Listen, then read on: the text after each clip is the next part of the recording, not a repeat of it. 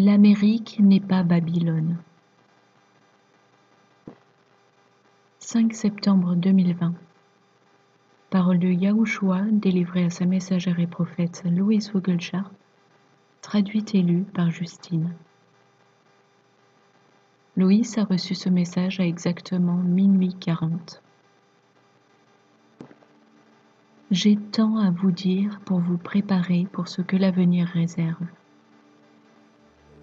Je vous partage mon cœur afin que vous puissiez décider du sérieux avec lequel vous choisissez de vous engager à mes côtés. Je vous ai clairement montré que la terre est en train de se rompre sous l'effet de l'iniquité qui s'est amoncelée au travers des actes impies et des meurtres commis depuis des générations. Vous êtes dans les temps de la fin, et certaines préparations sont nécessaires pour permettre l'ouverture des sceaux. Je vais vous le dire très clairement. L'Amérique n'est pas Babylone. Et les couleurs pourpres raffinées, et l'or, et l'étalage de l'or et de somptueuses couleurs, ce n'est pas du tout ce que représente l'Amérique. Observez et voyez qui adore la bête, et quel pays se trouve dans cette catégorie. Du fin lin, et l'étalage de leur abondance en or. C'est là que sont établies les 7 montagnes.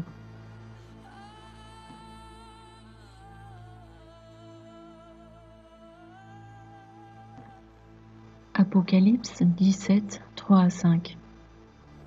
Il me transporta en esprit dans un désert, et je vis une femme assise sur une bête écarlate, pleine de noms de blasphème, ayant 7 têtes et 10 cornes. Cette femme était vêtue de pourpre et d'écarlate, et parée d'or, de pierres précieuses et de perles. Elle tenait dans sa main une coupe d'or, remplie d'abominations et des impuretés de sa prostitution. Sur son front était écrit un nom, un mystère. Babylone la grande, la mère des impudiques et des abominations de la terre. Apocalypse 17, 9. C'est ici l'intelligence qui a de la sagesse. Les 7 têtes sont 7 montagnes sur lesquelles la femme est assise. Ésaïe 13, 19 et 20. Et Babylone, l'ornement des royaumes, la fière parure des Chaldéens, sera comme Sodome et Gomorrhe que Dieu détruisit. Elle ne sera plus jamais habitée, elle ne sera plus jamais peuplée. L'Arabe n'y dressera point sa tente, et les bergers n'y parqueront point leurs troupeaux. Yahushua a poursuivi. Vous devez être capable de voir que l'Amérique joue son rôle dans mon royaume, pas dans celui de Satan.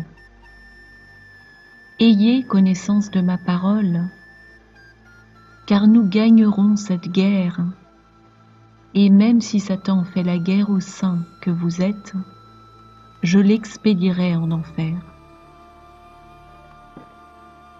Priez pour le monde. Il est en train de se préparer pour la dévastation à venir, car il va cesser de couvrir le sang des innocents. La terre où vivent les hommes s'effrite sous le poids répugnant du péché. Et vous verrez à mesure que les anomalies climatiques s'aggravent, des incendies se multiplier, de même que les tremblements de terre qui causeront des fractures dans la croûte terrestre, par lesquelles jaillira le magma de lave. Les météorites vont venir, mais je vous ai donné du temps pour la construction de vos lieux refuges. Ils vont courir se réfugier en des lieux retranchés lorsque l'abomination de la désolation va se tenir dans le temple.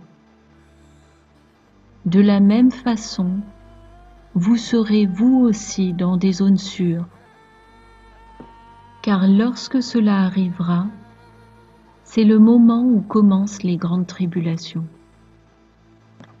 Je vous préviens, la terre va alors gronder et s'écrouler sous l'effet de la violence des éruptions de lave et de tous les météorites qui vont fracasser la terre.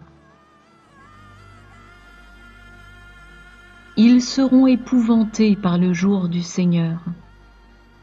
Mais vous, mes amours, vous attendrez en lieu clos, et vous viendrez à ma rencontre lorsque la trompette retentira.